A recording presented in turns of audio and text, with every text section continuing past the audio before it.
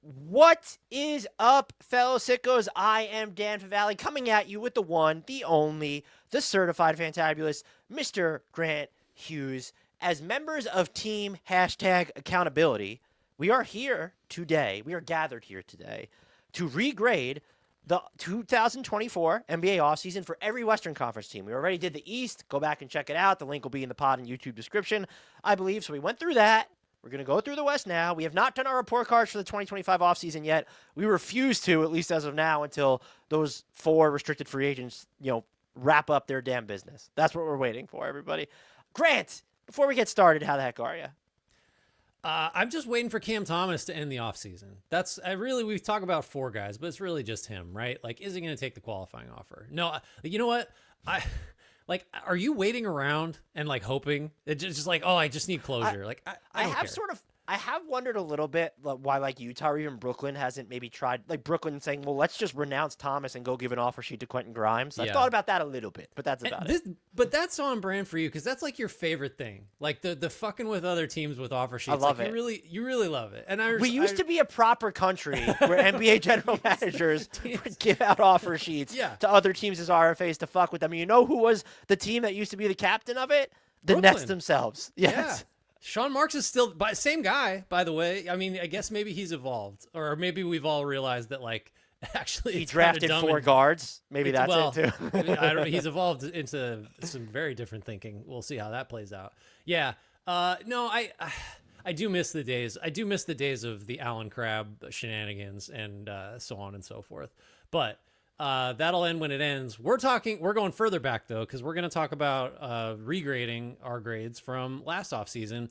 And I kind of wanted to put a finer point on what we're doing here, which is to say, it's really just reemphasizing kind of some things we touched on, but let's really hit a couple things in terms of the criteria. One, every team has different goals, and we're doing our best to, I don't know, guess what those goals are. Sometimes it's obvious, right? Contenders are trying to contend, rebuilders are rebuilding. It's the mushy middle that gets trickier.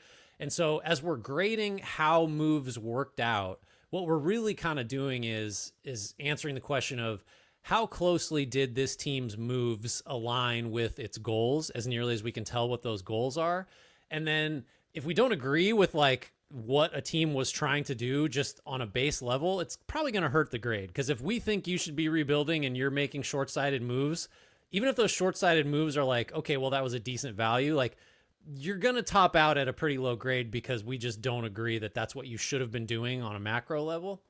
So that's one. And then 2, I think maybe we can discuss this, but I think the main focus of this is more process than result. That made last edition's Sixers grade really tricky because we like ironically talking process, we like the process of what the Sixers did in the moment. The results were terrible. And we really had an issue I just gave them an F because I guess I fixated on the results. But, we are more process oriented, I guess. Was this a good move in theory in light of what this team was trying to do at the time? Right. And if a guy suffers a catastrophic injury that ruins that transaction, well, I don't know, bad result. But I at least am going to try to be more process focused. I don't know how you feel about it, but you can weigh in on that or let me know, is there any other sort of criteria that we need to lay out more clearly before we start? Well, so I think the process is important. I think it's also, we have to acknowledge what would the alternative route have looked like. And I think this is going to apply a lot to the current Denver Nuggets offseason for me, where I've been fairly critical, or I should say skeptical, of the MPJ for Cam Johnson trade. And I still have sticking points with it. You couldn't have negotiated to get Zeke Naji in there would be one of my sticking points. But when you start to go through the list of well, what else could Denver have done with its 2032 first round pick? Sure. It doesn't seem like the Bulls weren't going to give you Kobe White, and that just that fixes one problem, but then it creates another when he's headed to free agency. So after this year, and then the other thing is I do kind of focus a little bit on what happened. They did this.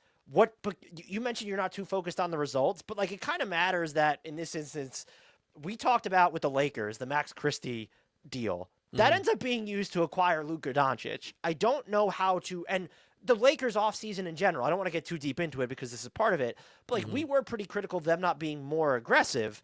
they ended up like had they traded some first round picks, maybe they wouldn't have been able to get Luka Doncic. Now, Sure. I don't think that they were sitting there waiting for Luka Doncic. They even seemed Mm-hmm. surprised by that. But I do think that matters too. Is to like maybe what did the Warriors, they signed some of these guys and then Kyle Anderson's able to be put into the Jimmy Butler trade, or we ironically criticized them for not being more aggressive going after Paul George. Right. And, by not doing that, it helped them turn into the Jimmy Butler trade. Mm-hmm. So that's not everything, but I do, because they're not sitting there saying, well, we're not going to go after Paul George because we know he's going to be injured and we know we're going to get Jimmy Butler for much less. So it's a tough balance, but I think it's important to at least discuss. I agree with that. I'm a little less comfortable, like, assuming I know what the roads not taken might have been. I think that is absolutely a factor. And there are some cases like Denver, like you brought up, where it's like, I think it is fair to consider like opportunity cost things and like other options that you decided to forego in favor of the thing you did. I will weigh that a little bit, but I'm going to try harder to just kind of look at, assuming they canvassed all their options at the time and were aware of like what else they might have been able to do reasonably, I'm going to assume that like they decided this was the best choice. And from a process-based perspective, do I agree with that, in the moment, and then maybe factor in the results of like, how did this turn out? But I'm not going to assign a percentage to it, but it's like 90-10 or 80-20 process versus result, and somewhere sprinkled in there. By the way, these are subjective. Like, we don't have a rubric for this. Like, but the rubric is a C is average. People get or met expectations. People always get mad that their team got a C, and in some instances, we're here for the debate. I just don't like the rage over like how like C is met expectations, and so if you expected them to do less than that and they were able to do more, outline it in the comments or our Discord. Go links in the podcast YouTube description. We'll read it, maybe respond to it. But like, it's not like a C isn't really an insult. Now, if they're being downgraded from like an A to a C, like then we have the discussion. Yeah, and I fired. think the final note here would be we did these grades, I think, in September. It was September 5th, 2024. So we will note the moves that weren't part of the grade. We're going to throw the transactions that we reacted to last year, and then at the end of it, going through the big stuff, if there was anything notable, like in the Timberwolves' case, shocker, the Karl-Anthony Towns trade had not gone down yet when we were grading. So that will be a part of it. I think that's it on my notes. How about yourself? I'll call it there. I think that's a sufficient preamble. Also, though, no, sorry, just kidding. Last thing, we're gonna like work big to small. We are focusing the grades mainly on the big moves have the biggest influence. I feel like that's intuitive, but want to try to lay that out up front. All right, we begin not alphabetically. It's separated by division. I have no idea who's first. The Dallas Mavericks. I can take us through some of the big stuff. They traded Ariel Huckporty. I think that's an F right there. So they did the Tim Hardaway Jr. trade that ended up, they had to give up seconds. They got Quentin Grimes back, the best player in the deal, then used him to get Caleb Martin. That's a weird transactions of events. Najee Marshall for part of the mid-level. We loved that deal in real time. We both really liked the Klay Thompson deal. They signed him for 3 years and $50 million. They had Spencer Dinwiddie on a 1-year minimum as well. And then getting Brandon Williams on a two-way ends up being pretty big when you looked at what he did last season and how they needed him to kind of fill those holes after the Luka Doncic trade. So we will reveal what our grades were and are going from towards the end. But Grant, like, how do you square away all of this knowing what the Mavericks then did during the season just by blowing it all to hell? I mean, the dickhead analysis is basically like, these are incredible moves because they're all pretty good, and we know that they're capable of really stupid decision making, which they did later. That's not really going to factor in. I don't know. I think this team and the Lakers are both kind of like, what do we do with them? Because the Luka trade just like wasn't foreseeable coming down the pike and just totally redefined their seasons. And so I kind of have to divorce the Luka part. I think I'm viewing these moves like the Mavericks did at the time, which I think was, how does this build a good supporting cast around Luka, who took us to the finals like two months ago, or like what, at the time, basically. So I'll be honest, like, I listened back to this and I was kind of surprised we were as high on it as we were. We love the Najee Marshall sign. I think maybe that had a big part to play, because there was like, oh, you're losing Hardaway and you're losing Derek Jones Jr. Can Najee Marshall just replace both of those guys potentially for part of the mid-level? I think that's still like a smart signing. I also think that the Klay Thompson deal like looks a little worse from a results standpoint because he did basically just have like his worst season since he was a rookie. But he was still like he shot it fine, like shot it great for anybody else, shot it fine for him, and filled the role they needed him to fill. At 3 years, 50, that's totally fine. And then Josh Green, who you know my stance on Josh Green, hated to lose him, but like he was a zero for he didn't do anything, so it didn't cost them much. Overall, this is still a very good offseason, I think, if we can just divorce the whole, like, well, Luka's not in the middle of it anymore. Do you agree with that? Like, are you still pretty high on it? Yeah, I am still very high on it. I think Klay, you could make the case, is arguably more important now because of just their need for spacing. When it looks like how they're going to use Cooper Flag, the Kyrie Irving injury, I just think the deal is fine. Like, it's not immovable. What I also liked about that trade, which you were either indifferent to or skeptical of, I thought they did great to get off of Josh Green's contract. Yeah. Well, one of these days I'm gonna give up the ghost on Josh Green. That day was not September 2024. I was still very much in on Josh Green at the time. The thing that I'm getting tripped up on is just the order of operations with Tim Hardaway Jr. and seconds becoming Quentin Grimes, becoming Caleb Martin is just so bizarre. Yeah. But looks like a disastrous acquisition / that contract isn't great. We remember when he went to the Sixers and we applauded them for that. This isn't Cody Martin where it's been a few years since he's been available. So that could they have a lot of rangy defenders on this team right now. And so whether or not you agree with the direction now, I think matters, but their offseason that they had last summer doesn't actually look worse, even if you want to figure out, well, what are they doing right now? There's nothing that hamstring them long term. You look at Klay Thompson and say, well, if your window is Cooper Flag, yeah, that's weird.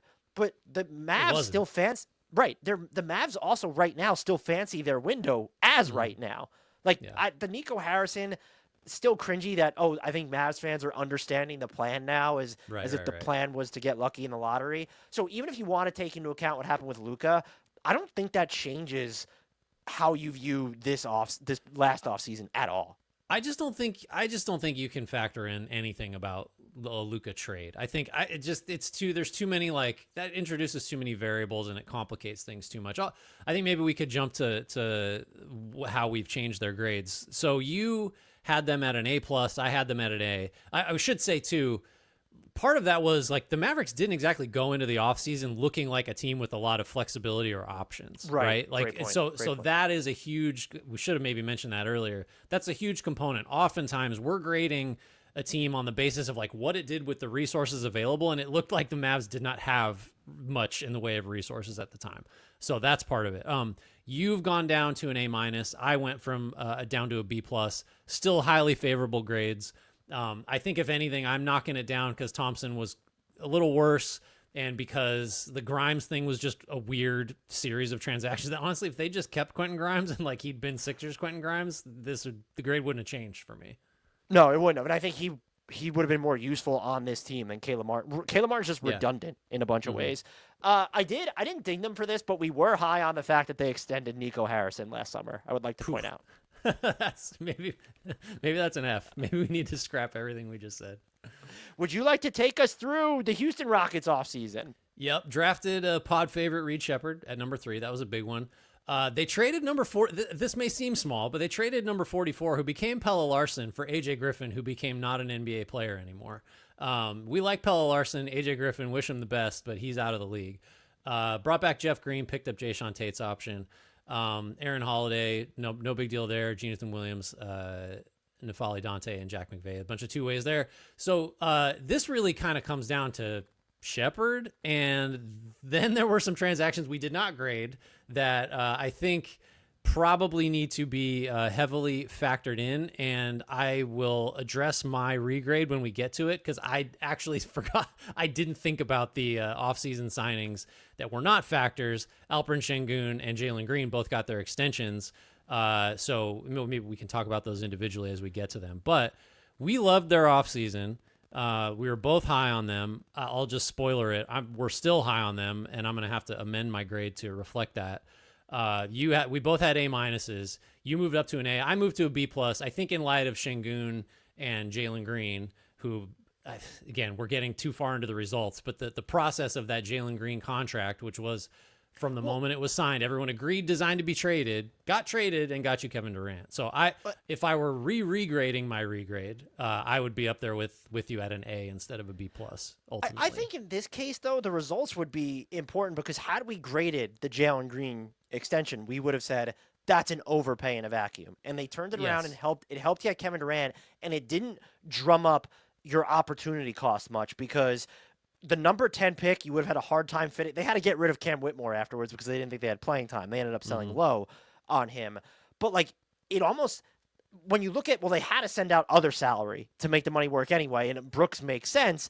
The Jalen Green contract ended up not costing them at all. So that's big. But what I would point out is, so 5 years, $185 million for Alperen Şengün. The scale, the way that they gamed it, perfect. They are like the only team that seems to negotiate with their high profile. They're doing it right now with Kevin Durant. They did it with Jabari Smith Jr. Alperen Şengün, honestly, last summer more than this summer, had a case to be considered a max player. Oh, yeah. And this extension, even with him kind of having a down efficiency year, it doesn't look any worse. If anything, just kind of knowing what we expect from other guys or seeing what other guys' money are getting, it makes you feel better about it. So home run offseason by them. And by the way, part of this for me, and I'm not kidding, is just the Reed Shepherd pick. There's nothing that has happened that makes me, like they should have taken player X. No, I think Reed Shepherd was the pick. I think he's going to be the best player from that draft class. And I think he proved a lot of that, at least moments in Summer League. And maybe I'll have egg on my face there, but that also contributed to me. That's what's fun about the regrades, too, is it's tough to grade the pick of rookies in the moment. Even if you think there were alternatives, we don't have a real NBA sample size. Now, with Reed Shepherd, we still kind of don't. But that's also what's a little bit fun about regrades is you're taking a look back at, this is who they selected where, what were their alternative avenues. Yeah, no, I agree with all that. I really liked the reputation of the Rockets getting established last summer as a team that is not going to rubber stamp maxes. I think is really interesting. I don't know how it factors into a grade, but like, I think it's good in the sense that it did probably give them the ability to tell Jabari Smith Jr. like, hey man, like Alperen Şengün didn't get it. Like this is a good deal for you relative to that. So and it's like, we love the Jabari Smith extension this summer. I wonder if that becomes a potential negative down the line where teams or players are like, well, if I go to Houston, I'm going to have to fight for every dollar. Like that's not ideal long term, but I think for purposes of the grade, like you just can't view I don't know if it's below market, but certainly a below max signing for Şengün and Green, really. Like I think there are a lot of teams that would have just, here you go, 5 years max. You're both good young players.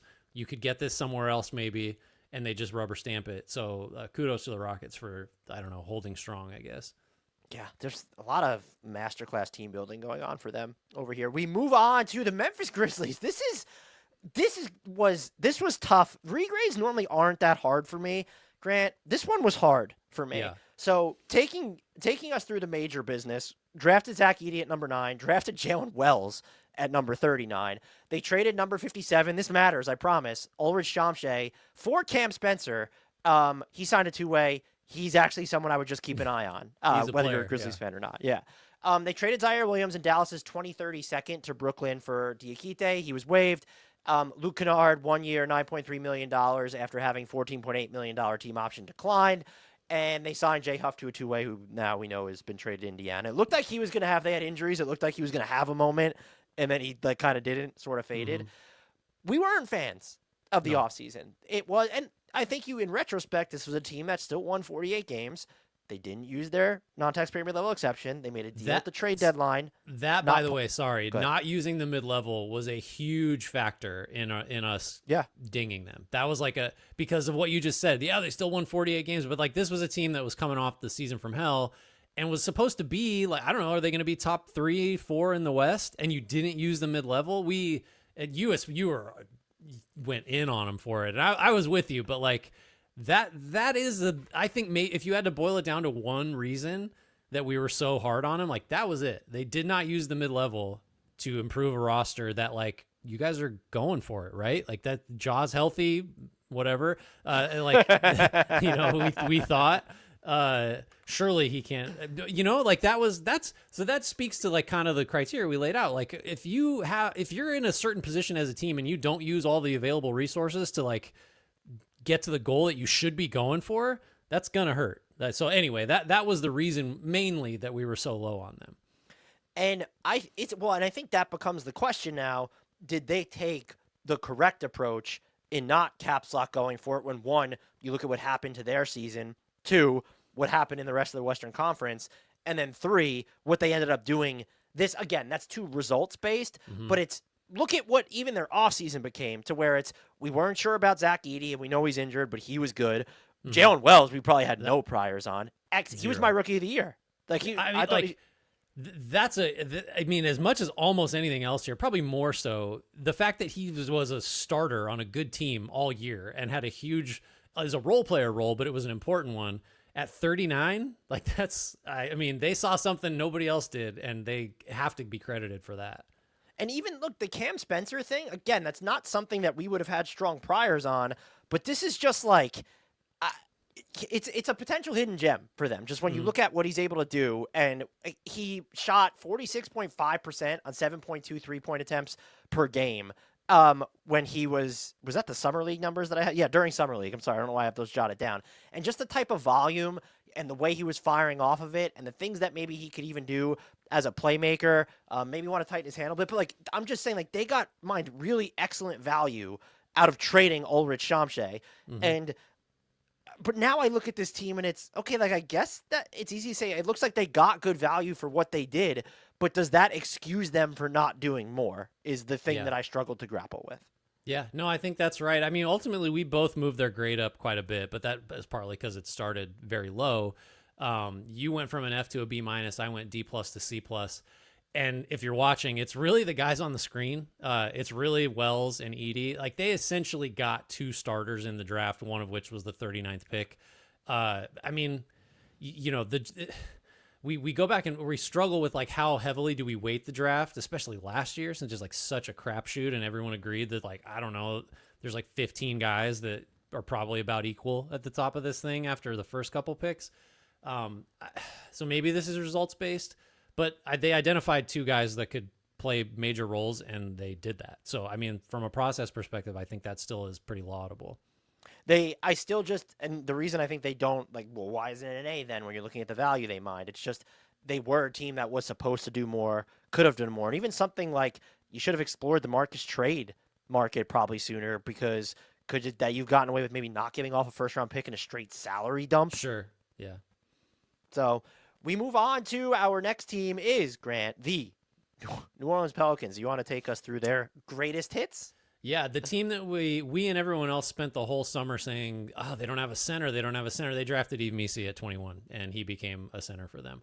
Let's see, they don't care about the second round swaps. If you're watching this, you can follow along. We're just trying for the listening audience to hit the big numbers. Picked up Jose Alvarado's $2 million team option. The biggest item of all, traded Dyson Daniels, Larry Nance, EJ Liddell, Cody Zeller, Lakers 25 first, 27 first, which is the least favorable of Milwaukee, New Orleans, top four protected, for DeJounte Murray. Daniel Tice was the other center they kind of snagged later. Nothing else of huge. Oh, sorry, Dan, for you. Javonte Green got a 1-year minimum deal. So A+. He's still in the NBA, by the way. So still playing. So I don't really, I mean, we were pretty down on this, and that's before. While being high, sorry, I was down on them while being way too high, even for in the moment, on the DeJounte Murray trade. Well, right. So to have been down on them, and like, I get, yeah, from a here's where the process-based thinking gets tricky, is it's like, I don't know, just at the moment, the trade was okay. The fact that who's going to have foreseen that Dyson Daniels was going to turn into what he did? Like, I don't know. Like, that's such an it feels like an outlier result that, like, you just can't have expected that. I don't think I can't claim to have expected Daniels to be like number 2 in defensive player of the year. So, I didn't like the trade so much, but like the fact that it worked out so poorly, we are just like, I don't know, I guess you just have to factor that in somehow. I'm not sure really what to do with that exactly. And there's also the other thing here is that the whole Brandon Ingram situation, probably the resolution it reached, like we gave them praise for not just relenting and paying him, but then it took way too long for it to end. And if you were a team, it's just they constantly seem caught between trying to win now without properly or fully committing to it. Mm-hmm. And last year was an extension of that. I think the DeJounte Murray trade might have signaled that, oh, they were kind of leading in one direction and injuries throw that awry. But even then, it's just the center position needed more proven depth than, like, let's go out there with a Daniel Tice and we're going to rely on Yves Missi, who ends up panning out. So it's fine. This offseason was just all over the place, and it's tough to look back on. I think you remove the DeJounte Murray injury from the equation. The Dyson Daniels breakout coupled with the value of what those picks look like now is just – or the one pick, I should say. The other one's like, okay, whatever. Like, that's rough stuff. That's just to sort of say the least there. And so and one of the players I liked, they just didn't play enough. And I'm curious now they have so many centers. Will Markovic even get minutes this year? The answer is probably no. Who knows there? But we were, not surprisingly, Grant, we killed them a little bit. And I don't know if there's reason to pull back. D pluses then, D pluses now for both of us. We did not factor in the Trey Murphy extension, which is I like that deal, 4 for $112. But I think just in light of how badly the Murray trade turned out, I think that more than offsets it. The Murphy signing, like, and Missi is probably the other big hit. But like, how big of a deal is that really? So they just ended up having to stay put at the D plus because just the couple good things did not counterweigh the disaster of the Murray trade. Missi seems like he was an excellent find in that spot, and then I love the Murphy extension too. I think that was a great piece of business, but that's good enough for a lateral grade there then. We move on to, I think this is the San Antonio Spurs are up, and they are my team, so I will take us through their big business. Their offseason was fascinating in the sense that I think people wanted them to do more. They traded number 26, number 56, and 2 other second rounders to this is the Denver Nuggets. What am I on, Grant? Oh my God, I'm on the wrong team. I'm reading the wrong team. I see San Antonio on the screen. I don't know. Yeah, I have the wrong team on my screen that I'm looking at. I apologize, everybody. They drafted Steph Castle at number 4. They traded number 8, who was Rob Dillingham, to Minnesota for a 2030 swap, top 1 protected, and a 2031 first rounder.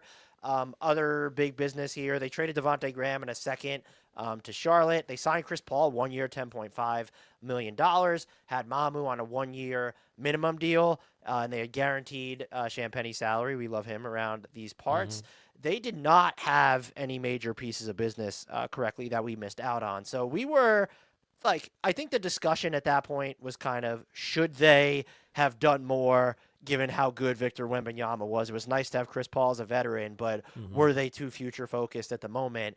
And it turns out, I don't know if they were saving part of their powder specifically for a De'Aaron Fox trade, but they made the right call by taking the more measured approach, which we had agreed with in real time. Yeah, I think a lot of the uncertainty about like the whole when are we going to go type of thing around Wembanyama, that persists. I think even now, because clearly he's great. He was incredible. He was a top 5 MVP guy for me before he got hurt last year. So it's like green light, right? And the Spurs haven't completely gone that way. But I mean, if you just look at these moves in isolation, I think Castle at 4, that's a win. You identified the guy that won Rookie of the Year, and you picked him after 3 other players came off the board. So from a process perspective, like, I think you clearly get a little bit of a bump there. The Dillingham, well, it wasn't really Dillingham, but trading number 8 to Minnesota for a swap and a 2031 first rounder. Do you agree that, like, kind of whatever you think about when the Spurs should be going for it, like, that's just a good decision just to get 2 first round assets? Based off everything we know about Rob Dillingham right now, it's an unequivocal yes. Yeah, it's just that has to look better, and maybe Dillingham becomes good enough to where that's an interesting discussion. But at the moment, a 2030 swap and a 2031 first rounder, like, that's just worth more than a number 8 pick, I think, even if that number 8 pick had been like in a rotation for most of the year. So that's another win. The rest of the stuff feels like smaller potatoes. By the way, they used one of those picks. They used the 2031 first rounder as part of that De'Aaron Fox trade. There you go. So I mean, well, that makes it even more interesting because you're using that asset for like, okay, there's our win now bump. But I feel like everything the Spurs do is just based on, I don't know, they almost kind of take everything case by case. Like, is this a good enough, they're just going to be opportunistic. Like, yeah, we'll take Fox for this price. I don't know. It doesn't really fit into like we're going for it in 2029 kind of, they're not that tied to any particular approach. It seems like to me, which is, I don't know. I guess there's room to criticize that as like, well, you're not being, goal oriented enough, but like, I like the optionality it gives them and how opportunistic they can be. So let's see, I'm looking back. Yeah, we were both like pretty high on this. It was a B for you and a B for me. We've both moved up. You went to A-. I went to B+. I think I would say too that the Chris Paul decision was a smart one. He played every game last year. Like, yeah, I mean that, and I think he was helpful to the young guys. So correct thought process there, and it worked out probably better than you can't expect Chris Paul to play 82 games. Are you kidding me? Like that's a huge win. That's the most like Spurs development is having an age 90 or Chris Paul come in and just play in every game. I know this couldn't have factored in because had they kept number 8, I don't think we assume Rob Dillingham wouldn't have been their pick, but like that decision, knowing what player went there, it makes the decision look better because of what ends up happening in this draft lottery where now we're with Fox and Harper and Steph Castle. Right. So it makes that trade look even better from that perspective. I agree. Next up is now we have the Denver Nuggets, whose transactions I was bravely reading during the San Antonio Spurs section. They're your team if you care to go okay, through I'll read them then. I mean, you had so much practice at them. I thought you'd want to take another pass at it. Let's see. So, yeah, this is fairly relevant. They traded number 26, which was Ryan Dunn, and number 56, which was Kevin McCullough Jr., a 26 second and a 2031 second for Deron Holmes a second. This is a very much results-based thing because he got hurt immediately and missed the season. I think that's an interesting one. If this isn't part of the grade, but I just want to ask, like, if you had known that Ryan Dunn was going to have exactly the season that Ryan Dunn had last year, would you rather have had him than Holmes? Forget all the other assets? No. On this team? I don't. No. I guess you could say, well, then it would insulate them against really feeling like they had to pay, I won't say Aaron Gordon, but let's say Peyton Watson.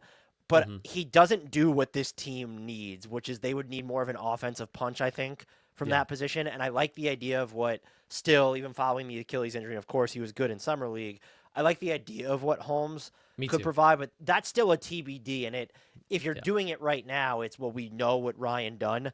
And I even like Kevin McCullough Jr., but it's just like these are two non-shooters, and the Nuggets need shooting, and they have shooting now and potentially in a big. Yeah, sorry to get us on a tangent there, but I just think that's... So anyway, like I think what we land on is we almost can't grade that yet just because Holmes hasn't played, and from a process perspective, it made sense. Mostly small-time moves otherwise. They traded Reggie Jackson. They signed Russell Westbrook to a minimum deal. He did opt out, or he didn't pick up his player option for this season, so they got a 1-year rental there. Dario Saric got 2 years, $10.6 million. Atrocious then, atrocious now, even though he's not on the team anymore. That you can't. But hold on. I know where you're going, but you can't have known that was going to get you Jonas Valanciunas. You can't.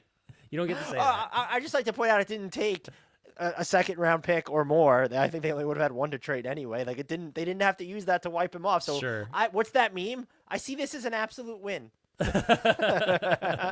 played the long game, Grant. Yeah, A+. They knew. 2 timelines. They were thinking. They're thinking they're the third eye timeline. DeAndre Jordan got a vet minimum. Vlatko Čančar got a minimum. Some 2 ways happened. What we did not take into account, because it hadn't happened yet, Jamal Murray, 4 for 208, and Aaron Gordon, 3 for 104. That kind of cancels out, I guess. One we don't love, and Aaron Gordon is worth that, I think.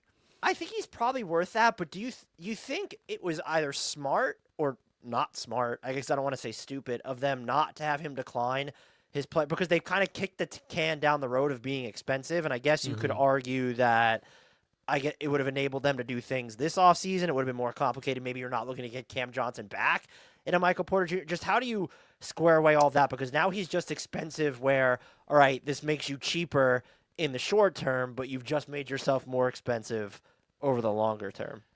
I think the other thing is they let KCP go for nothing. That we haven't fixated too much on like who got away. But for Denver, so just to get back to the core of what we're talking about, Denver's trying to win a championship. The moves it made and the decisions and the moves it chose not to make, KCP leaving, even though he sucked in Orlando, just from a process perspective, we hated this because like, what are you doing? Like, how are you not just, this needs to be a full go for it situation. You need to be thinking boldly. Like so we gave them an F, both of us, because these moves all feel just inconsequential, unambitious. I think probably because I wasn't factoring in the Murray and Gordon stuff. I think I probably should come up from an F, but I don't know. I might be able to get there with you on the D- that you came up to, because you're coming up from an F-, so that's a big jump for you.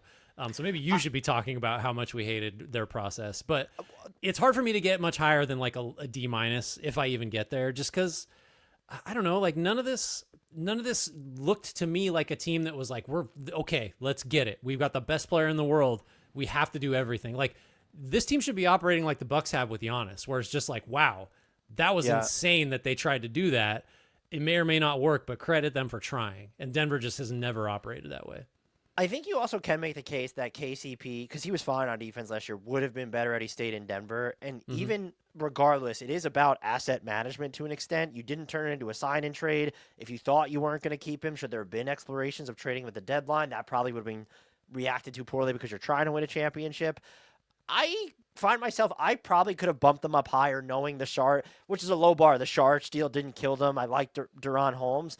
But the Russell Westbrook addition, I know that he played a lot of minutes and people believe he played relatively well, but there were just moments where it was, why did you subject yourself to this experience? And it happened a bunch in the playoffs. And the other thing I'm having a really tough time with, I ultimately, just to circle back to my comments on the Aaron Gordon extension, it probably ends up being net neutral. I think there would have been something in hindsight to maybe redistributing some of the cost. Like it would have been higher this year, but lower in some of like the out years. It would have made this offseason tougher. So the Jamal Murray extension, why couldn't they have negotiated harder? I've come at it from the perspective of they couldn't spend that money on anybody else. You know what, though, Grant? We've seen it this summer. No one else was giving Jamal Murray that money. That's the thing. And it's like that. So I that know was predictable, by the way. That's not a random, it's not a like, well, we don't know what we don't know type of thing, or like what would have been out there. I think it's very fair to say there weren't teams. There's one team this offseason that was capable of giving Jamal Murray an annual value that he got on that extension. And like, the Nets wouldn't have done that. Like, so just because they had Michael Porter Jr.'s money on the books. Yeah, right. They got the other guy that's overpaid. But you know what I mean? Like, it is fair to say what you just said. Like, they didn't need to go this high this soon. Maybe it pisses off Jokic. Maybe there's a behind the scenes thing where he's like, you give him what he wants. Like, this is the second best player I played with. In which case, gladly. In which case, do it. But we don't know that. And like Jokic, if anything, has just been up and down forever saying like, I don't, that's not like something I think about or have influence over, believe that or not.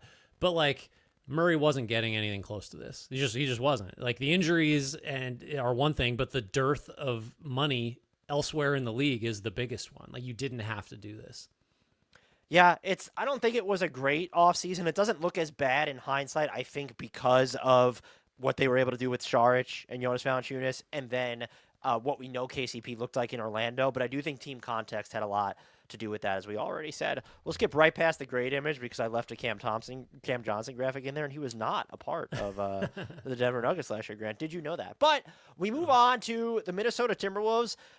Tim Connolly, he came back for 24-25 with an opt-out for 25-26. That was big at the time because of the ownership fluctuation. We weren't sure what was going to happen. Chris Finch, head coach, got a 4-year extension. They were the other side of the Rob Dillingham trade, the 2030 swap with top 1 protection and the 2031 first for Rob Dillingham at number 8. They drafted Terrence Shannon Jr. at number 27, which looks like it might have been a friggin' steal. We did have, so I want to note this. The Rudy Gobert extension happened at the start of the regular season, so it can't be part of these grades technically. But we did not grade the Cat trade, which was just functionally speaking, Dante DiVincenzo, Julius Randle, first round pick that turned into Bernier for Karl Anthony Towns. Man, wrapping my head around this offseason in hindsight, I think the one thing I feel confident in saying is there are some moves that I might like a little better. I'm definitely higher on the Towns trade than I was because I skewered them for it when we reacted to it. But also, I'm much lower on the Rob Dillingham trade because our defining question, our central question while we were talking about them was, you don't make this move if you aren't planning or believing that he's immediately ready. Right. And they didn't treat him like that. Maybe because he wasn't ready. He didn't really show enough to assume he was. That was predictable.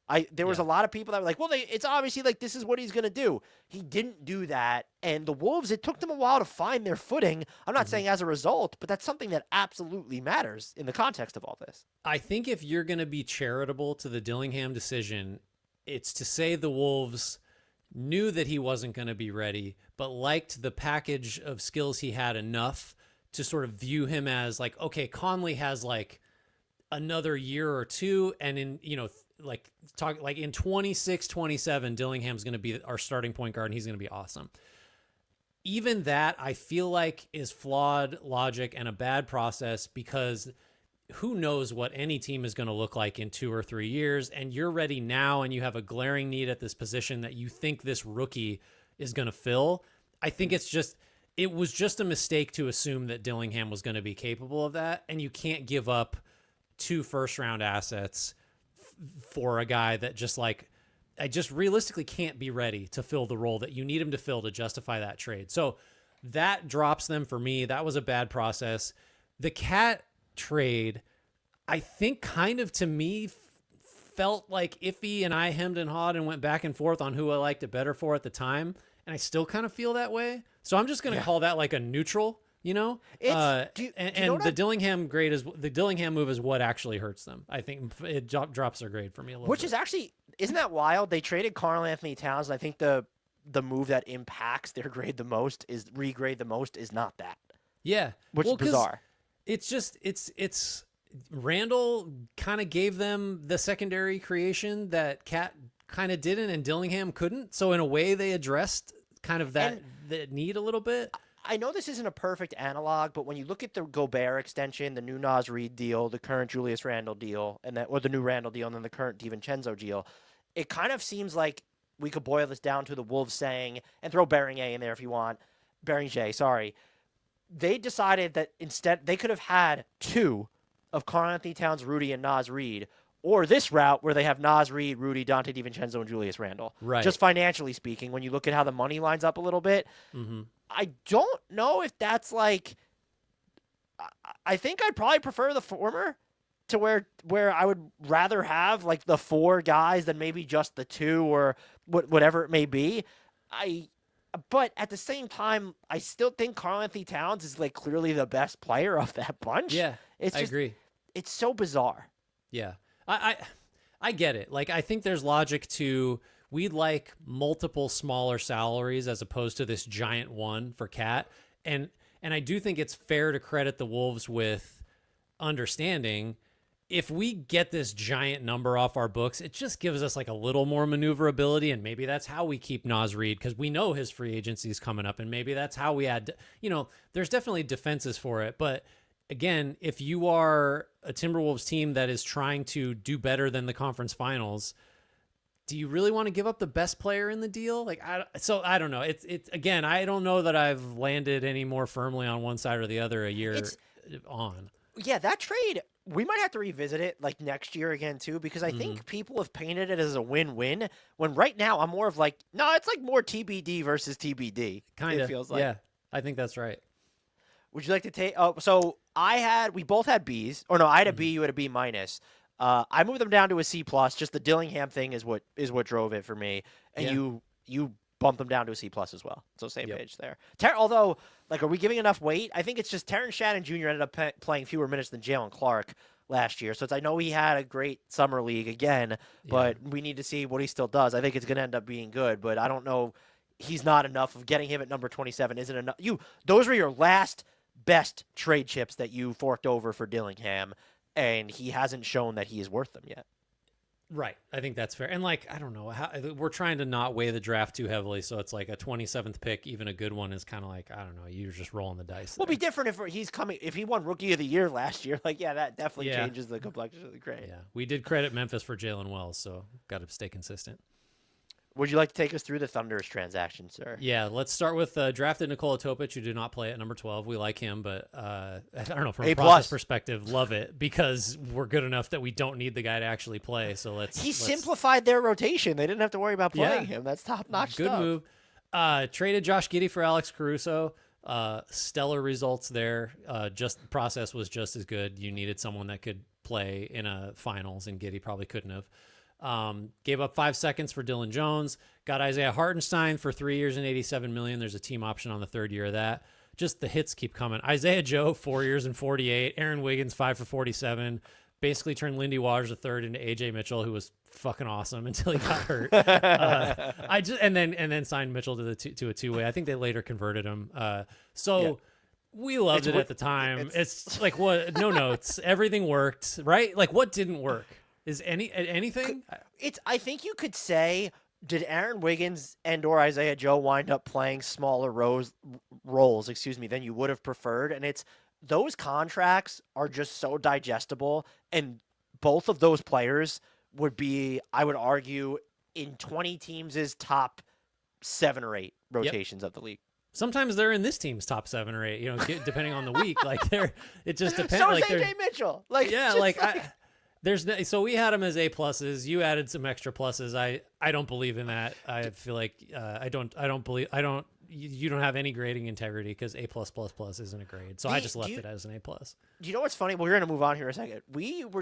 This offseason was just so certifiably great that we spent most of that Thunder segment last year. And that was a 3-hour podcast, by the way. So just go back and listen to drum up the algorithm juice for us. We just argued over who would close more games, whether it was Caruso or Hartenstein. Like, that was the only thing we talked about, basically. Well, there was nothing to criticize. Like, and there still isn't. So I mean, one of the best off seasons we've seen. If you have an argument against OKC's offseason last year, I would love to hear it / read it. These are all going to come in from Australian IPs. All the criticism will be from down under. We move on to the Portland Trailblazers. Man, last offseason was so much more interesting than this offseason. I'm realizing that now. But the Portland Trailblazers, they drafted Donovan Clingan at number 7. They traded number 14, which became Bub Carrington, Malcolm Brogdon, and a 2029 first. It'll be the second most favorable from Portland, Boston, or Milwaukee, to Washington for Denny Avdia. They traded number 40, which was Oso Ighodaro, for number 52, which was Quentin Post, which they then traded for cash. So that's an F minus move. Yeah. Are you willing to include extra minuses on that? Yeah, I am. In special circumstances, I am. Picked up Delano Banton's team option. They had Devontae Graham at the minimum, and we did not miss any major transactions on their end, correct? Double checking. No, we did not. So most of this was spent, and rightfully so. There were some Donovan Clingan questions, and so I actually want to start there, because I know you said we shouldn't factor too much of the draft picks. I was so out on Donovan Clingan. This was not unpredictable. He came in and was fantastic defensively for them. There's a lot of questions offensively. Did he end up making all-rookie? I know we had him on an all-rookie team. Doesn't matter. He was in the conversation. He played that well. And then the other thing, too, is we were trying to wrap our heads around the Denny Avdia trade, because you see a team give up a 2029 first-round pick, and they're the Blazers, and they're still in the middle of a rebuild, in the early middle of a rebuild, and you start to, okay, Avdia is young, he's on a nice contract, but that contract might not be extendable, Grant. So, like, is that a trade that matters? It ends up looking, that move in hindsight, I also think because clearly Malcolm Brogdon, we wondered, did he have, like, any second-round picks, multiple value? No, he didn't. Washington just let him come off the books. Yep. And I like Bub Carrington, but Denny Avdia is by far and away the best asset in this deal and was fantastic for 67% of the season last year. No, I think Clingan did make the all-rookie team, by the way. I think Clingan is still tricky. From a process perspective, they had 47 centers on the team, and we flagged this at the time. It's just like, is he going to play? That was a big thing. And like, so, okay, maybe this portends they're going to trade all these guys to clear room for him. I don't know. So I don't think the questions we had were unfair. It just turned out that he delivered on like literally everything that you could have hoped that he would, given the type of player he is. So, I mean, it turned out to be the right pick. That's fine. The Avdia trade is still, I think I'm with you. I love Avdia. I think he's a really good player, super underrated. Not enough people know about him. And he was a star, like you said, basically for the entire second half and maybe more than that. From a process perspective, you're giving up a really late lottery pick and a first, even though it's not like a super useful asset. Like, I think maybe this is where it gets foggy because Portland was pretty good last year. So, like, I don't know. Does this make sense? Because Avdia was part of the reason for that. But also, like, the reason they were good is because their young guys got good and drove the winning down the stretch. And Avdia is kind of like in the middle of the veteran versus super young Scoot, Shaden Sharp kind of group. But so I think ultimately I land where you do, which is that Avdia is just the best player in this deal, the best asset in this deal by a lot. And even if you may not be able to extend him, like, he really matters for a Blazers team now that I think even a year ago was like, we're going to be pretty good. Because if you don't think that, you don't make the Carrington trade. So I think they get credit for like seeing what was maybe possible and getting Avdia on board. So we were high on them, anyway, relatively speaking. We both had them at a B-. You went to a B+, I went to a B. Just Klingon worked out in the Avdia trade. Those are the main things, right? Yeah, and the one thing I just wanted to add about Klingon, because you mentioned about them having a trillion centers on the roster. But, oh man, we have a trade to report, What? Grant. But we're going to finish our Blazers talk first. It must not be a big one. It's Haywood Highsmith, sir. Okay. Are you okay? Breathe. I thought he Deep got breaths. hurt. He did. But so really quickly, I think it almost shows like kind of like how they took Jan Hansen anyway, even though they had Klingon. There's a level of respect to be had. Like if you identified that you think is either the best player or someone that can really impact your team, and you took Klingon anyway, I think that there's merit to be had there. But yeah, it's the Avdia trade, and maybe there's some questions about it down the line. But we also talked about in that segment, Grant. We said, couldn't you just see this team being like a league average or better defense? They finished 17th and were like top 10 for a good chunk. So we called their depth, we called their defense A+ stuff from us is all I'm saying. That doesn't change. Breaking news on a trade that we could just talk about since we're here. The Miami Heat, per Shams Charania, have traded Haywood Highsmith and a 2032 second-round pick to the Brooklyn Nets for a 2026 second-round pick. Now, my reaction to this, I like Haywood Highsmith. I'm just sort of wondering, like, is his injury worse than he's not the type of player that I would have thought his deal's so cheap that you have to include a distant second-round pick. I know you're getting one back, but this just, like, why didn't they get the second-round pick without including? Is his injury that bad? I thought he was only out for 8 to 12 weeks. Well, what's he making? $6 or $7 million, something like that? Because he signed 2 for 11. Do the Heat need to move exactly that much money off the books to do something bigger? Like, is that I don't have the cap sheet up in front of me. That's my first thought. Is like, this gets them out of the tax. Okay, there it is. That's actually what it is, I think. But that's like a useful. So I guess you're really saying when you're looking at Miami's roster, you really trust. I mean, you have looking defensively. You have Wiggins, Davion Mitchell, though he's not really a wing. Maybe this means that they really have faith in Pelle Larsson. Yep.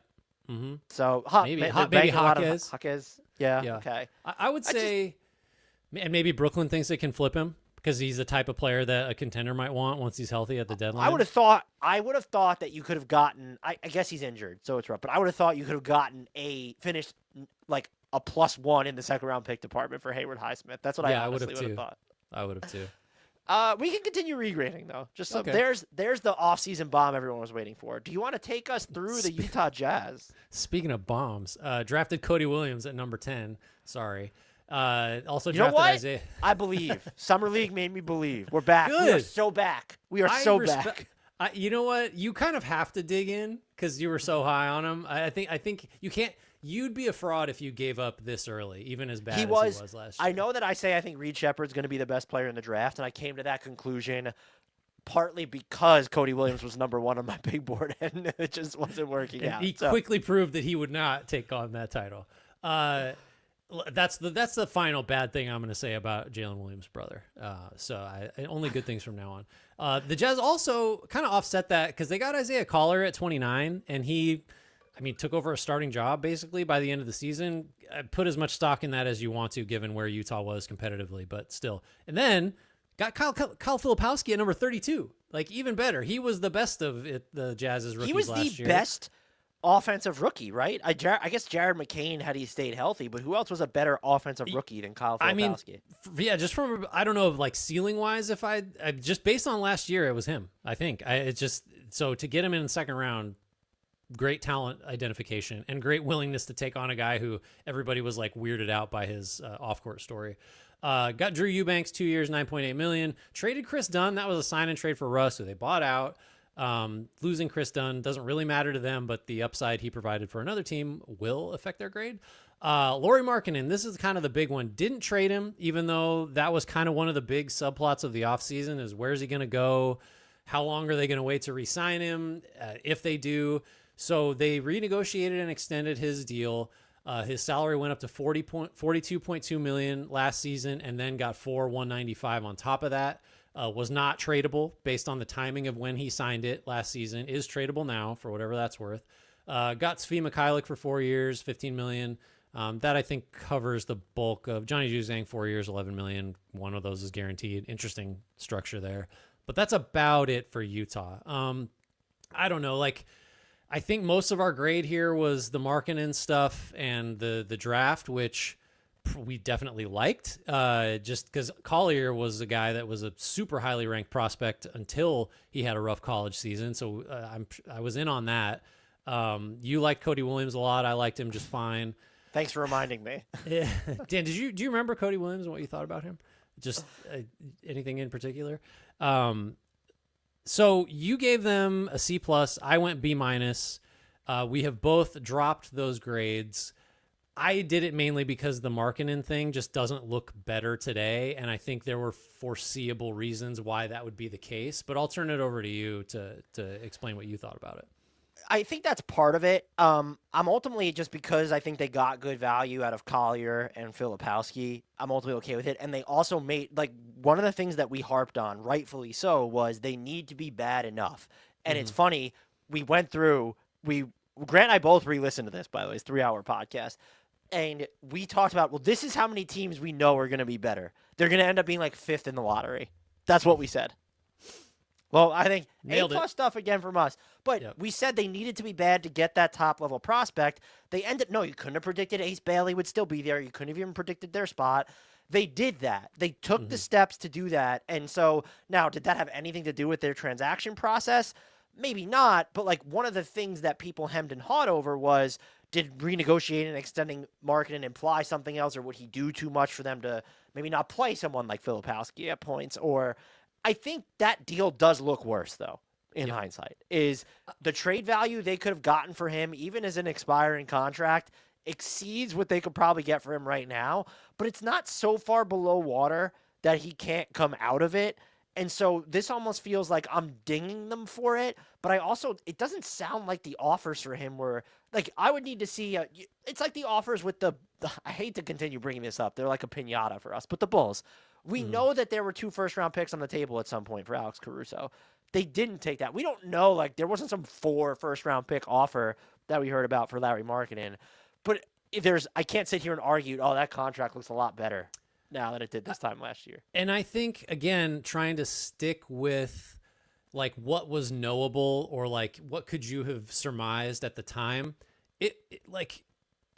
Markkanen was coming off actually he's not coming off his best season, but it was like, I don't know if he's going to stay at that level. Like, isn't he maybe more valuable with a smaller number that you could kind of work into any kind of deal? And then also, like, again, they did end up being bad enough, but the deal for him, assuming you thought he was going to play all year, which maybe they were like, we're just going to shut him down and get fined for it, whatever.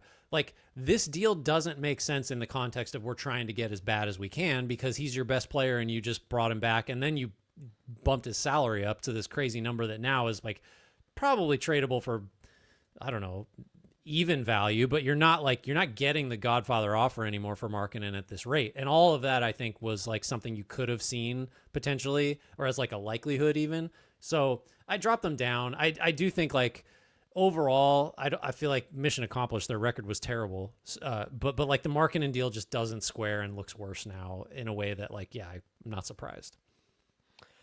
We move on to our next team is the your Golden State Warriors. Hold on, here we go. I'm going to flip it around. Flip the cap around. Get it done. All right, here we go. Golden State Warriors, they traded Quentin Post for Lindy Waters III, but they got Quentin Post back. But they got him back. A+. Whoa, what a roller coaster. Signed Anthony Melton for 1 year, $12.8 million. That was the non-taxpayer mid-level. Kyle Anderson they got for 3 years, $27 million. It was a sign-and trade. It was part of the fold into the Klay Thompson going to Dallas. And they ended up shipping him out, of course. Buddy Hield, acquired via sign and trade for Dallas's 2031 second. He had only 2 years of his 4-year deal guaranteed. That was nifty. Steph Curry signed a 1-year extension. So he's now on the books through 2006, 2027. Do we miss any other big pieces of business? Oh, the Moses Moody extension was not on here. And then Quentin Post signed his 2-way after we did the grades, just for Grant, just to keep as much Quentin Post content in the loop as possible. So, how you feel about this now, Grant? We were pretty favorable on what they did. We talked a lot about, because the mumblings going around was they tried to get Markkanen, they tried to get George. We campaigned for them to go harder after Paul George at the time. Right. That did not age well, but they kept themselves flexible and they made their roster better. We talked a lot about the defense. 1 year later, how are you feeling about this? I think you can go down the list and view. Now, look, like this is not the roster that ended the season, but I think you can argue that it was kind of not by design. Like I wouldn't say that like they had the crosshairs on Jimmy Butler. They knew they were going to flip a bunch of guys in Wiggins for Butler. Like that was the plan. I think they liked this roster. They liked the depth. They liked the defense, and they got great results with it early in the season. Remember, all we talked about was the depth, and Buddy Hield can't miss. Like he's like dramatically outperforming Klay Thompson in a similar role. Like it looked very good. Melton got hurt. Hield cooled off. Anderson just kind of generally wasn't helpful. And then they packaged up some contracts and turned it into Jimmy Butler. So like, I think it worked pretty well as like a strategy for the full season until injuries and like some regression. And then they pivoted because they left themselves that out by not going and doing a Paul George thing or a Markkanen thing. They had all these movable deals. They didn't give up a bunch of picks in a superstar trade, and they do go get Jimmy Butler. So I think it looks pretty good from like a just preserving optionality standpoint. Like they didn't overcommit to risky stuff. Maybe that was for, not for lack of trying, but they didn't make that crazy deal. And then they ended up getting Butler, I think, for a good price, and he turned them into like a very like capable, like dangerous playoff team until Steph got hurt. So like, I don't know how you move this grade down. Not saying we are, but I don't know what the argument would be for moving it down. Well, I think you could just say, well, could they have predicted any of this? And I think to some extent, saying that George and Markkanen had a down season, even though we didn't predict it, it wasn't unpredictable. And so they deserve credit for that. And by the way, it's also, remember when the Pacers signed Bruce Brown to that contract, they were able to use him in the Pascal Siakam deal. They wind up they couldn't have predicted D'Anthony Melton would get injured, but he wound up being on a deal that they moved to get Dennis Schroeder. And they also ended up moving Kyle Anderson in addition to Dennis Schroeder, but like as part of getting their Jimmy Butler transaction tree. Right. Exactly. Those are deals that they signed that remained movable, were at least digestible enough to get things done. And the whole thing is if you're the Warriors, it's not in that case identifying necessarily a specific opportunity, but remaining flexible enough to capitalize on whatever opportunity should arise and picking the right one. They apparently either passed or didn't go hard enough after. Again, we were wrong, or I was wrong, I should say. I think I was a little bit more critical of them than you were. We were wrong on that. Like, they waited, and that proved out to be the smart move. So I moved my grade up, and it was a pretty easy decision for me. I went to I had them at a B. We both had a B. I put them at an A. You put them at an A minus because you're a hater. That's right. Yeah. No, I think they just have to be moved up. I think also we joke turning the number 52 pick in some variation into Quentin Post. Like he might start for them next year. So my affinity for Quentin Post is only like 10% a bit. Like the other 90% is sincere, and I mean it, and I'm thinking about getting a tattoo. No, I just think like we're not going to overweight the draft, but like I mean that's just a home run. Like just to get someone that does anything in the 50s. Although even though they traded him back, like that's kind of funny. But they knew that's a factor. They knew, they saw it, they know greatness.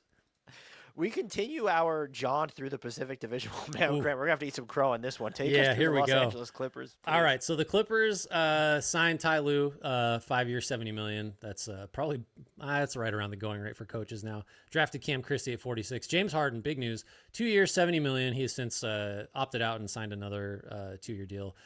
They got Derek Jones, 3 years for 30. They traded Russ and a bunch of stuff for Chris Dunn. Win. Kevin Porter Jr. for 2 years, 4.8. He's on the Bucks now. Batum, 2 years, 9.6. Bamba on a minimum. Ivica Zubac, 3 years, $58.6 million. I don't know if this was done at the time. I don't think it was. I think we recorded it was. And then maybe the thing that's not on the screen if you're watching, did not bring back Paul George. And we absolutely destroyed them for that. We were both equally guilty. I made the preserve the asset. I made the if you know that multiple teams, the Warriors and the Sixers, are willing to pay him this, by definition, you should pay him that and then trade him for something because you understand what his market value is because other teams have established it. You brought up if you're willing to do this with Kawhi, why aren't you willing to do it with Paul George? The same deal was on the table. We just, from every angle, we just absolutely murdered him. And we both gave the Clippers an F. And they did not turn out to perform like a team that had an F off season. And it was nothing they did was dumb luck. I think you can still make the preserve the asset. Like the whole extension negotiation process to me, knowing the information they had on Paul George, were they going to guess that his season would look like what it did in Philly? I don't think so, but they seem pretty adamant about going their short-term route. Mm-hmm. And we were saying, why even trade for James Harden if there was a chance that you were going to let Paul George walk? You apparently had a very specific timeline in mind. It was risky, make no mistake, but you ended up making it work. And I think the merits of the Zubac, and everyone who's watching on YouTube, ignore, I forgot to change the graphic on a Clipper slide. Bradley Beal is in there. It's fine. I mean, they wouldn't have been in position to get Bradley Beal everything if they had Paul George. All roads lead to Bradley Beal. So a home run offseason for them, and that Zubac extension, I actually was just writing about the most underrated players over the half decade, and it's some, you take into account stats, but I honestly believe, Zubac was number one for me. Last year he got some defensive recognition, but last year felt like the first season at any point in his career that he ever got even close to the amount of spec that he reserves. To have him on that extension where you're paying your starting center, what is that in terms of the salary cap? 10%, 9%, 8%. It's nothing. Do you think so? You went to an A+, I went to an A. Do you think what else would you like them to do, Grant? Well, here's my hesitation, I guess. How much of what happened with the Clippers last year was I don't know, James Harden was an all-star again for the first time in 4 or 5 seasons. And Kawhi kind of had a pretty standard Kawhi season, but Zubac, it's not a late career leap, but it's a leap at a time in his career that's kind of I was surprised that he reached the level that he did. The defense was incredible. The only reason I don't go A+ is I think some of this was just such a high, a 99th percentile outcome from a luck perspective. So there's just enough of that in there to where the process was great. They're getting an A, but I can't go all the way to A+, just first of all, because the Thunder exists and I don't want to cheapen the A+ by giving a similar grade to the Clippers. But you know what I mean? I think some of this was a little lucky. They were in a position to know what Paul George's health future might look like better than anybody. And so maybe they just bet right. But also Paul George had the season from hell. And I don't know, if he had had a fringe all-star season, I don't know. There's some amount of results-based luck involved here to the point that I'm not ready to get there with you on the A+. It's funny about the how to weight results versus process. Don't the results matter? Of course we have. That's the thing. It just makes this tricky because this is it's a bottom line league, right? Like your record is what matters. That is the definitive result. But I just think if we're grading like their thinking, it was great. It's getting an A, but there's just like Harden, really? Like I can't believe he had the season he had last year. I was like, pay Paul George, let Harden go. Like, I was wrong. I was very wrong. Well, that's a weird take to have when they clearly didn't have like another floor general. I didn't care. I was just that low on Harden. It wasn't a lot of thought.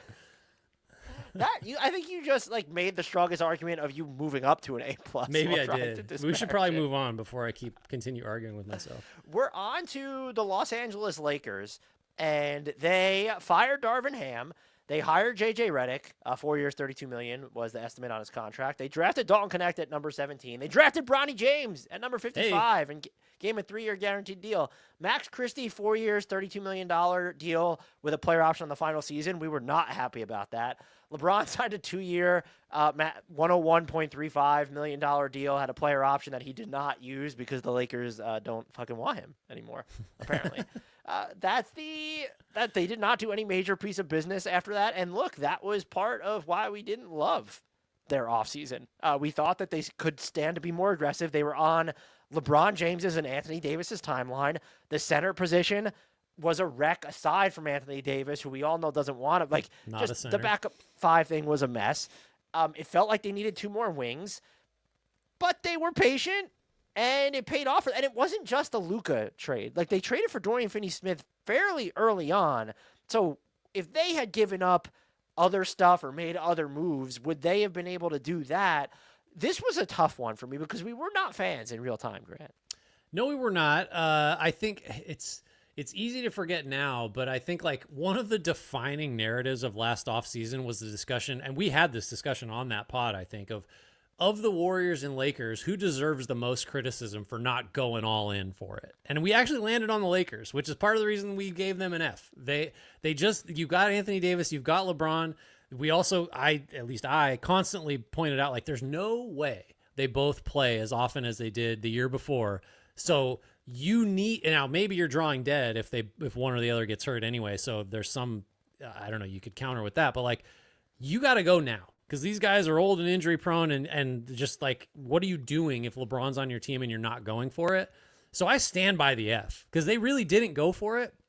I think even if the Luka thing, you're right. Like, had they gone for it, you don't get Luka. They didn't know they were going to get Luka. Like, there's no way that's a factor in their, I don't know, in them being kind of circumspect in their spending and their trading. I'm going to need to see like a report that proves they knew that was a possibility down the line before I credit them for keeping the powder dry.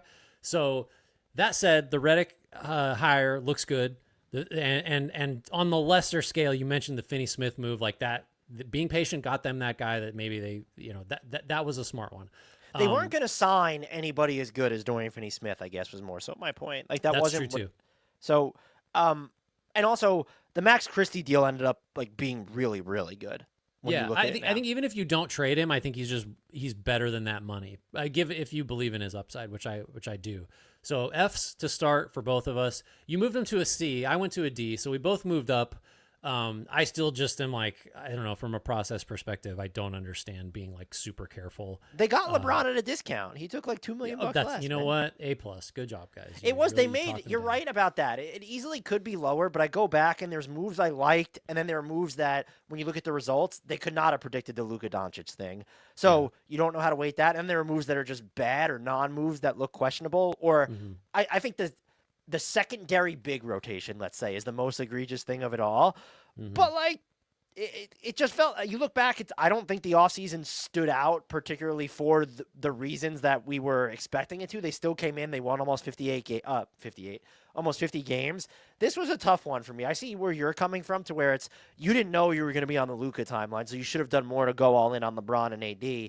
I also don't know what opportunity they passed on. Like, when we were talking, we identified some, but when they go and get Dorian Finney-Smith after that, that seemed like a more appealing road to travel down than any of the things that we were talking about. Zach LaVine, we were talking about Trae Young. Oh, I forgot about that. I was really trying to get Zach LaVine to the Lakers. I don't know why. So it's just like we were talking about that. Oh, could they do something while keeping Austin Reeves? And ends up not only they do something, they got Dorian Finney-Smith and Luka, and Austin Reeves is still on the team. Yeah, if you would have told me right. that happened, so it's the process definitely questionable. Though I'm not denying. Yes. Like they stumbled into because you could easily say, hey, they didn't do anything, and had they traded both of their picks, they wouldn't have been able to get Luka. That was the single most surprising trade in NBA history. Right. It's an A+ result, and it's just like you lucked into it because Nico Harrison only talked to Rob Pelinka. Like, I don't know how that's not a process thing. We are going to wrap up this exercise, Grant. Not yet, because we have 2 teams left, and I can't count. Do you want to take us through the Phoenix Suns? All right, so the Suns, boy, this feels like a million years ago. They fired Frank Vogel, and then they hired Mike Budenholzer, who paid him $10 million a year, and he's not the coach anymore. So they also traded. This is the flip side of the Denver trade. They get Ryan Dunn and Kevin McCullough for Deron Holmes, and they also got two seconds. Royce O'Neal got 4 years and 42. Tyus Jones got a minimum. Bull got a minimum. Plumlee a minimum. Monte Morris a minimum. Damian Lee a minimum. Okogie 2 years, $16 million. That's all the big stuff, right? Am I forgetting anything? This is an instructive thing. A lot of minimum signings we were good with. We liked Royce O'Neal getting sort of an inflated number because that's tradable. They're creating assets. Also, they got Iguodala in a trade for a couple like late second rounders. Basically, we like Iguodala. Could not have known he was going to be something at the time. So we were fairly high on them. You gave them an A. I gave them a B+. And the lesson is don't pay attention to minimums. Don't hire Mike Budenholzer. And that's kind of it, right? Like, it's just the minimums didn't work out. The chemistry of the stars, which is not an off-season grade thing, just never made any sense. I don't know. Like, I went to a D, you went to a D+. If you had to fixate on one thing, what was the biggest reason you dropped their grade? Budenholzer, that's a really bad move. The fact, like, we liked the move at the time, but if there was like to hire someone, even if you can't say it was totally unpredictable because we've seen stuff go awry in Phoenix and on Kevin Durant's teams before. But the other thing here is we liked that it seemed like they were able to get so much done when they just did not have the tools to do it. And I think you can even look at the Tyus Jones of it all. It's just, well, then what was the point of getting him? Like, what was just the point? The way that you used him or what the type of sense he made on your team, well, what was the point of getting him? So they didn't make, but none of those moves are detrimental because of just the low opportunity cost of them. I think you could also, Ryan Dunn was a find, and so maybe they could go down to like a C- or something, but I really think honestly, I don't know that you could overstate just how bad it is that you hired a new head coach and had to get rid of him immediately. Whether that was predictable or not, that is cataclysmically awful.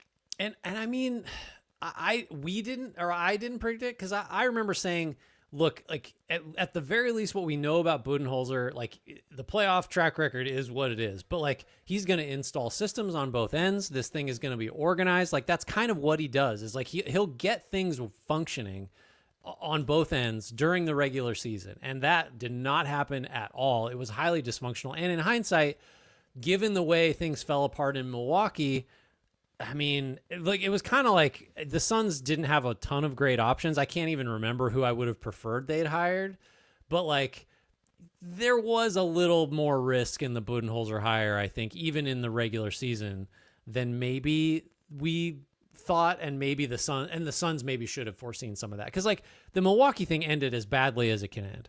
And just like, well, no, he's going to be great. Like, I don't know. That feels like pretty flawed logic in hindsight. Yeah, it's just, again, even if you couldn't, like the whole theory of this team just never even came close to coalescing. And you effectively took, this shouldn't be part of the grade, but you took 2 shots at trying with Frank Vogel and Mike Budenholzer. You missed both times. Yep. Insane. Now we're going to wrap things up with your Sacramento Kings. They did some stuff. Mike Brown got a 3-year and $30 million extension. He now coaches the Knicks. They drafted Devin Carter at number 13. They traded Sasha Vezenkov, who wanted out of the NBA. Davion Mitchell, number 45, who was Jamal Shed, and Portland's 2025 second for Jalen McDaniels. Just one of like the under-the-radar, god-awful trades that we've really seen. bad. Any one of those assets for McDaniels would have been a miss. Right. Let alone all of them. Malik Monk, they did it for financial reasons, but spare me. Malik Monk, 4 years, $78 million as a player option on the final season when he'll be age 29. DeMar DeRozan got 3 years, $73.9 million, only a $10 million partial guarantee on year 3. That was a sign and trade that cost them Harrison Barnes, Chris Duarte, a 2031 first-round swap, a 2025 second-rounder, a 2028 second-rounder, and cash. Signed Alex Lynn. They had Jordan McLaughlin. Isaac Jones, they signed as well, and he is still on the roster. We were okay with this offseason, but we had questions about DeRozan's fit, whether he checked enough of the boxes that they had problems with. We lamented the backup center situation. They did go and address that at the trade deadline, only to undo it this offseason. Where you're looking back at this, and before I throw it to you, the two things that I think really stand out to me. I don't think we can grade the Devin Carter pick just yet. There were some players drafted after him. It's like, oh, that would have been better. Look what they've done now. It's too soon. He was injured for last year. But like Mike Brown, that negotiation, we noted it, was awful in real time. The way it was leaked, how it was, they were at a stalemate. This is all we're offering. And I like Vivek and the way he negotiates with coaches and just the way he views this roster and even the people he puts in place. It feels like he's pulling puppet strings and then he all of a sudden dislikes them. It's a mess. Like top to bottom, just a mess in the front office structure there, the leadership structure off the court. If you had any inkling as Vivek that you were going to get rid of Mike Brown or you could envision a point, I know coaches don't count against the cap. You do it in the offseason when you were negotiating the contract rather than upheaving your entire team in the middle of the year and then allowing too much of the blame to fall on De'Aaron Fox vis-a-vis the rumor mill. The other thing that just stands out here, and this is more of a macro thing, the DeMar DeRozan deal looked fine. Yeah. When you were doing this when you were doing this in real time and now, there is no move that they inarguably won. You can make the case they lost basically every single decision that they made last summer. That is bonkers ineptitude. They're poor fans. You went from this light the beam era to now you then shot that beam right in your fans' eyes, and which good for them. They won't have to watch these games anymore. This is just like, it was the DeMar DeRozan thing. Like, yeah, they kind of needed a player who did that, but they needed so much to just triple down on this look. And then, like, De'Aaron Fox, that trade doesn't come out of nowhere. There was something going on behind it. To not address that over the offseason, that's another loss here to me, anyway. I know. I think the Brown, I don't know, mishandling. Does De'Aaron Fox ask for a trade if Mike Brown stays on as coach, or if he moves in the offseason in like a saner, like more functional, like a normal franchise might do, like you said? I don't know. Follow up: are the Kings better off without Fox as he ages and gets more expensive? I don't know. But you certainly had to trade him from a position of weakness. And I think that's kind of the key, right? Like all of this led to, in one way or another, you losing your best player, a player that like everybody liked in Sacramento, and you had to deal him following a trade demand that like wrecked your potential return. DeRozan is like, we agree. Like neither of us, I think, are huge fans of what DeRozan does, especially like in terms of contributing to a winning team.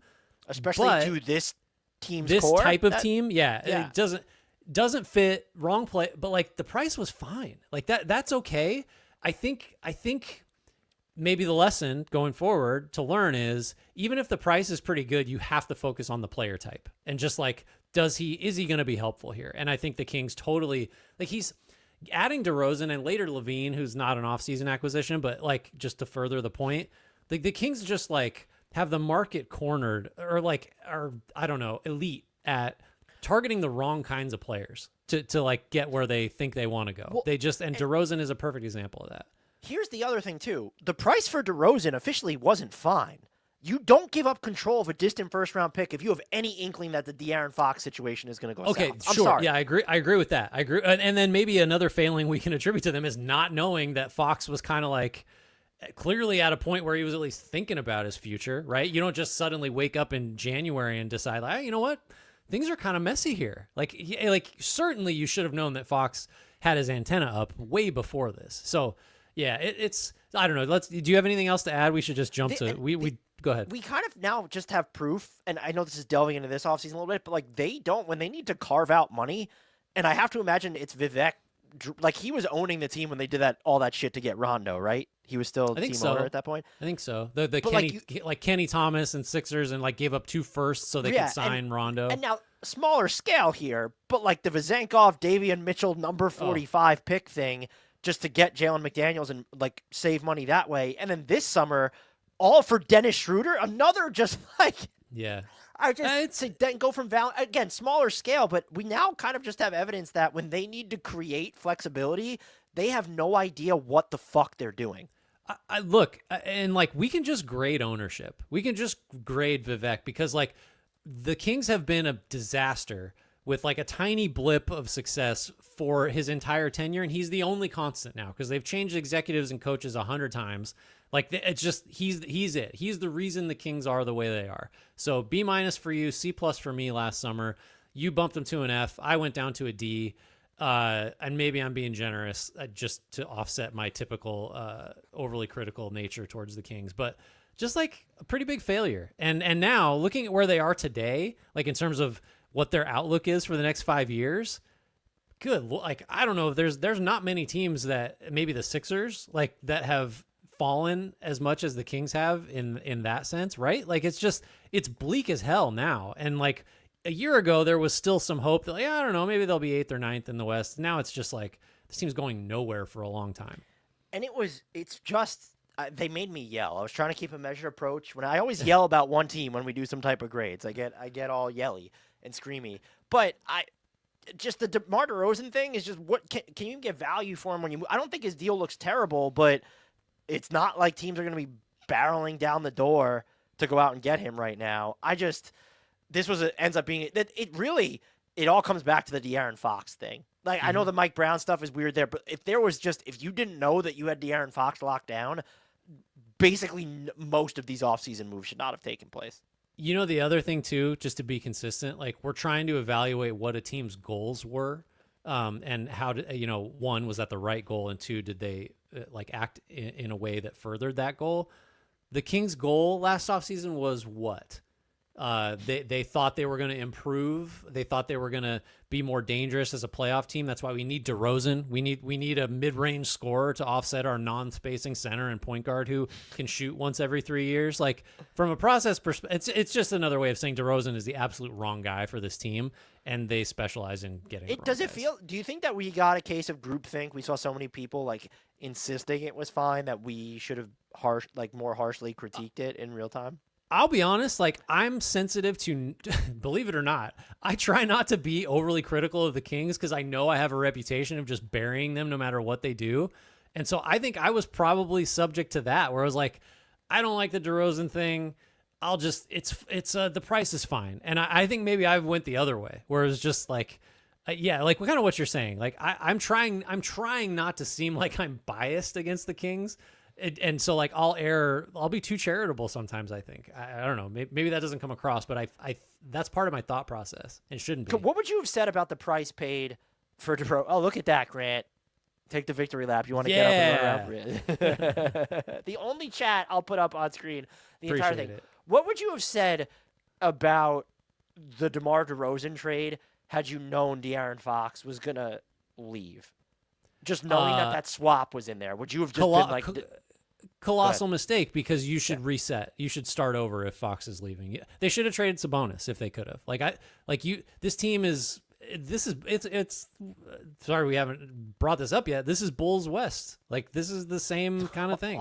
Almost literally. Once they trade for Vooch, we'll be there. That's a problem. I think it's fine. Everything's fine. It's fine, meme. Everything's fine. Do you have anything else? Or are you ready to take us out? No, we should under an hour and a half. Look at us. We could do another tight 90 on the Kings if you want. Another tight 90. Stay on brand. Thanks everybody for listening, for watching. Let us know what you thought. How much your opinions of the grades changed. Leave us a comment on YouTube. Thanks Tom especially, very active in the comments as we're live recording.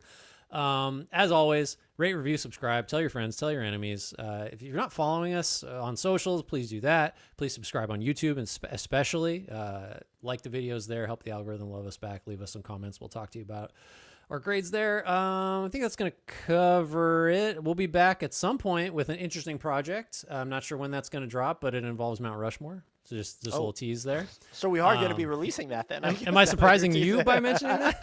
A little bit. I'm not going to lie. Who knows? Maybe we won't deliver. Thanks, everybody. Someone needs to comment about it now. If you watch to the end, we're not going to publish it unless someone mentions in the comment they want to see the Mount Rushmore. Gauntlet thrown. Who listens to the end of the 90-minute regrade? Shouts, Frank Ntilikina. Apologies, Jared Allen.